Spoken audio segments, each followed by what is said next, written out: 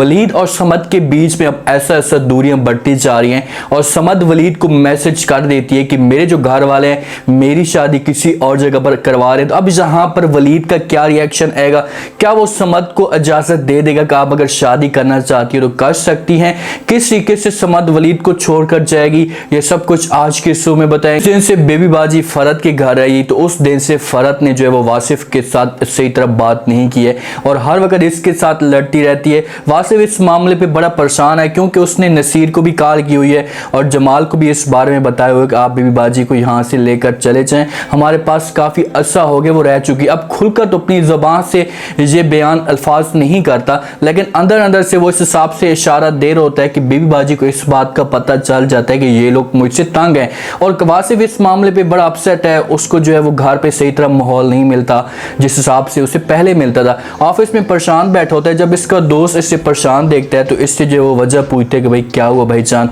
आप इतने परेशान क्यों लग रहे हैं। तो वासिफ खुलकर अपने दोस्त को ये सारी बातें बता देता है। इससे कहता है कि भाई फरज जो है वो खुश नहीं है, वो चाहती है कि बेबी बाजी जो है वो अब हमारे साथ ना रहे, वो अज़ा के घर है या आसमा के घर है। तो ये बातें जब दोस्त सुनता है तो वो वासिफ से पूछेगा भाई क्या तुम भी अपनी माँ से जो है वो नाराज हो या तंग हो। तो कहते हैं कि वासिफ जो है वो अशारों से ये बातें शेयर कर दे, लेकिन दोस्त इसे समझाने की कोशिश करेगा। इससे कहेगा कि वो जहल इंसान अपने जो होस्ट के नाखन ले, ये तुम्हारी माँ है और तुम अपनी माँ के साथ ऐसा कभी भी मत करना। बेगम चाहे जो कुछ भी चाहे वो तो शुरू से ही ऐसा चाहती है और बेगमों के ये हालात होते हैं कि भाई इनकी सासें इनके साथ ना रहें, लेकिन आपको इन चीज़ों का मुकाबला करना पड़ेगा।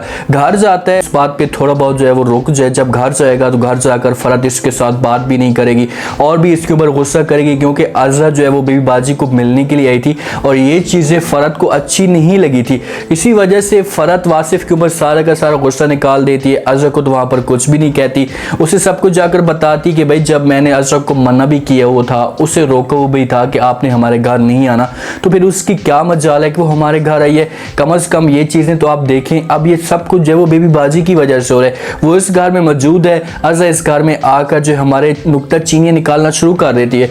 वासिफ जाते हैं अपनी माँ के कमरे में, माँ जो है अलग कमरे में बैठी होती है, उसके पास जाकर बात करते हैं। उससे कहते हैं कि माँ जी अज़रा को यहाँ पर नहीं आना चाहिए। माँ जब वासिफ की ये बातें सुनती है तो उसको समझाने की कोशिश करती है। उससे कहती है कि बेटा वो आपकी बड़ी भाभी है, इस घर में आने का हक बनता है, वो आ सकती है मेरे साथ, उससे मुलाकात करने के लिए आई है और आप लोगों का हाल वाल पूछने के लिए आई है, तो इसमें कोई गलत बात तो नहीं है। तो वासिफ अपनी माँ को कहते हैं कि माँ जी मेरे लिए तो ये सब कुछ ठीक है, लेकिन ये चीज़ें जो वो फरत को यहाँ पर आना बिल्कुल भी ठीक नहीं लगा। वो चाहती है कि अज़रा इस घर में बिल्कुल भी ना आए। तो बेबी बाजी वासिफ को जवाब देती है इस जगह पर, उसे कहती है कि वो तो आपकी सारी बातें ठीक है, फरत हो तो यहाँ पर मेरा भी आना ठीक नहीं लगा, वो भी ये चीज़ें नहीं चाहती कि मैं भी इस घर में अब ना रहूं। तो यहाँ पर वासिफ को फौरन चुप लग जाती है क्योंकि वासिफ को इस बात का पता है कि भाई बेबी बाजी जो बातें कह रही है वो ठीक कह रही है, फरत तो ये चीज़ें बर्दाश्त नहीं करती। वो चाहती है कि जल्द से जल्द जो है बेबी बाजी यहाँ से चली जाए, हमें जो है सुकून का सांस लेना पड़े।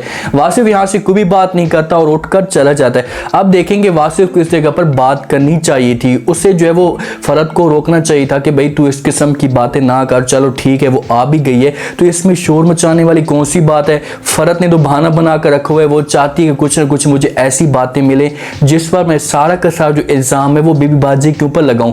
वो वासिफ को यह भी कहती है कि भाई अज़रा बेबी बाजी को मिलने के लिए आती है, थी बेबी बाजी तो अज़रा नहीं आती थी। अब देखेंगे वो आना शुरू हो चुकी है। तो अब ऐसा इस घर में जो है वो आकर अपना रोब जमाएगी, फिर से जादू शादू शुरू कर देगी, हमारे घर को जो है वो बर्बाद कर देगी। अज़रा बेबी बाजी के साथ मुलाकात करने के बाद घर चली जाएगी और वो नए से नए जो है बहाने ढूंढना शुरू कर देगी। हो सकता है कि इस जगह पर वो जमाल के साथ ये बात शेयर भी करे, उससे कहेगी कि भाई अब बेबी बाजी को इस बात का एहसास होगा कि भाई बड़ी बहू कितनी अच्छी थी और छोटी बहू कितनी ज़्यादा बुरी हैं। वो तो इस बात के ऊपर यकीन करके बैठी हुई है, उसे इस बात का जो है फ़ख्र है कि मैं जो है बेबी बाजी का ख्याल करती थी, इसके ऊपर किसी किस्म का कोई जुल्म नहीं करती थी। अब सारी की सारी छोटी बहू के हाथ में चढ़ी है तो इसको नौकर बनाकर रखो हुए। हो सकता है कि अज़रा ने इसे देखो यहाँ पर जो वो काम काज कर रही है, कुछ इस हिसाब से माहौल बना हुआ जिस पर अज़रा को इस बात का पॉइंट मिल गया और वो बहाने ढूंढने की कोशिश भी कर रही है कि फरत को जो वो जलील किया जा सके या फरत को सबकी नज़रों में गिराया जा सके।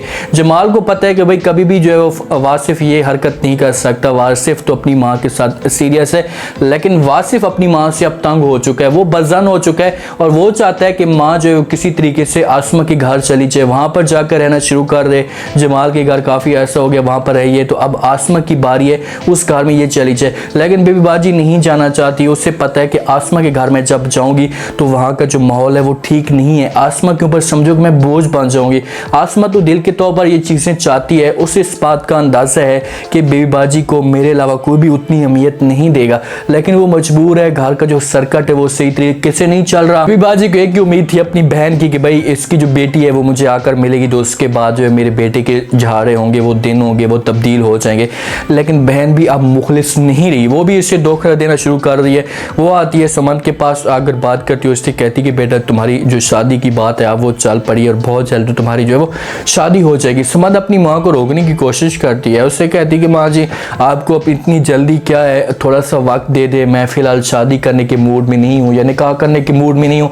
किसी तरीके से अपनी माँ को वो रोकेगी, लेकिन माँ को पता है कि ये रोक मुझे किस वजह से रही है, मुझे इस वजह से ये रोक रही है कि भाई वलीद आ जाएगा, वो उतने तक सेटल हो जाएगा, तो उसके बाद मेरे जो घर वाले होंगे वो इस बात पे इनकार नहीं करेंगे। और समझ जो है वो जल्दी से वलीद को मैसेज कर भी देती है कि भाई मेरे घर वाले जो है वो शादी करवाना चाहते हैं, आप इस बारे में मुझे कुछ ना कुछ राय लाजमी दें। तो हो सकता है कि वलीद इसको इस जगह पर इजाज़त दे दे, उसे कह दे कि भाई अगर तुम शादी करना चाहती हो तो कर सकती हो, मुझे किसी किस्म का कोई भी इतराज़ नहीं है। क्योंकि वलीद को पता है कि भाई मुझे सेटल होने में काफ़ी सारा वक्त लगेगा, जब मैं सेटल हो जाऊँगा तो उसके बाद जो समद की एज ज़्यादा हो जाएगी या इतना अर्सा उसके घर वाले इसे नहीं बैठा सकते।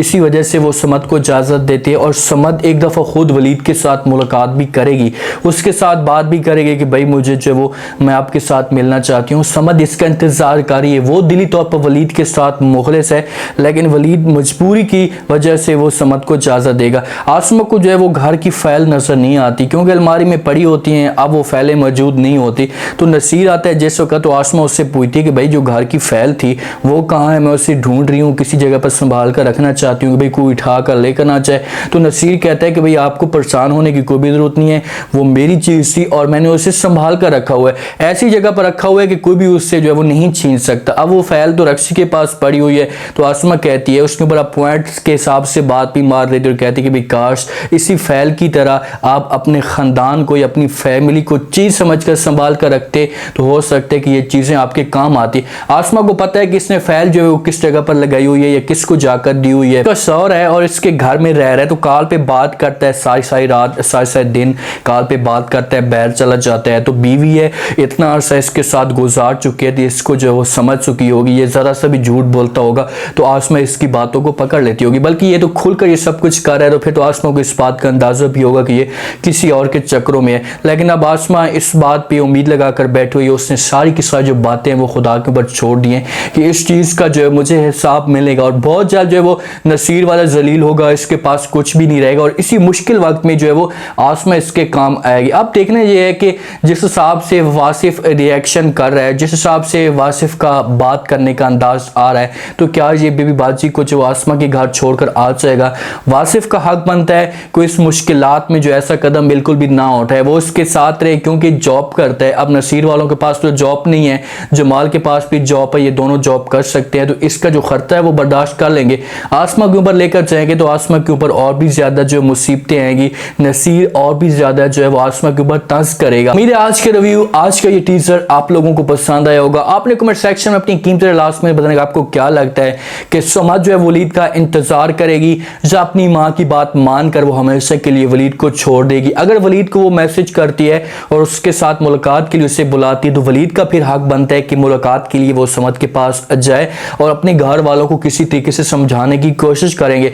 फिर तो समद की सच्ची मोहब्बत हो सकती है और वलीद को अगर वो कुछ नहीं बताती और खामोशी के साथ वो पैसे को देकर, दौलत को देकर शादी कर लेती तो फिर ये बहुत बड़ा फ्रॉड कर रही है वलीद के साथ। जाकर बेबी बाजी के ऊपर कौन कौन सी मुसीबतें आ रही हैं, क्या तीनों बेटे बेबी बाजी को जो हमेशा के लिए छोड़कर चले जाएंगे, अगर छोड़कर जाते हैं तो बेबी बाजी किस जगह पर जाकर अपना ठिकाना बनाएगी, सब कुछ आपने बताना और चैनल को लाजमी सब्सक्राइब कर दें। अपना खास ख्याल करें, दुआ में याद रखें। मुझे इजाज़त, अल्लाह।